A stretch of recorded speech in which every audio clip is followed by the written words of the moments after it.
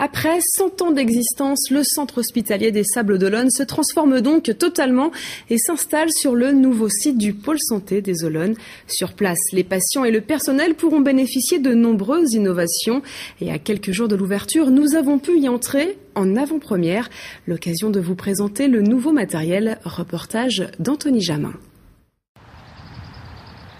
Après 29 mois de construction, le projet d'établissement du centre hospitalier Côte de Lumière des Sables d'Olonne est enfin prêt à ouvrir ses portes. 21 000 mètres carrés de locaux flambant neufs et des améliorations technologiques dignes des plus grands centres hospitaliers de l'Hexagone.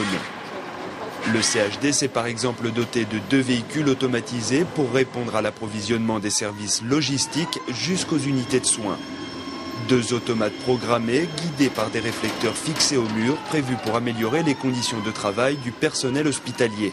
Ces 2 automates vont transporter automatiquement toutes les charges, déchets de soins à risque infectieux, ordures ménagères, médicaments, dispositifs médicaux, linge propre, évacuation également du linge sale, et qui vont remplacer effectivement tout transport humain entre les plateaux logistiques du centre hospitalier et les unités de soins. Ils vont pouvoir donc codifier le numéro du laboratoire ici par un numéro à 4 chiffres. Autre équipement innovant, un système de transport automatisé pour les charges légères par réseau pneumatique. On va l'ouvrir comme ça et on va pouvoir récupérer donc son produit. Je vais vous présenter une chambre d'hospitalisation. 176 lits et places court séjour, 40 lits de soins de suite et de réadaptation, des chambres ergonomiques, des conditions de confort hôtelier de qualité.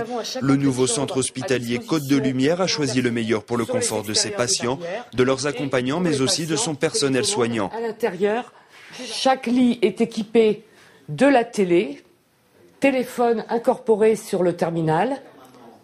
Et pour le soignant, possibilité à l'aide d'une carte professionnelle de s'identifier et d'avoir accès au dossier patient. Et pour casser le cliché des hôpitaux où la couleur blanche prédomine sur tous les murs, le CHCL a lui opté pour la couleur. Dans les couloirs bien sûr, mais aussi dans les chambres, principalement celles destinées au séjour des enfants.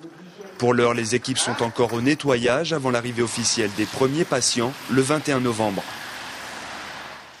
Et dans le même temps, le déménagement se poursuivra jusqu'au 25 novembre. Et avant ça, vous pourrez découvrir le nouveau centre hospitalier lors des portes ouvertes les samedis 12 et dimanche 13 novembre.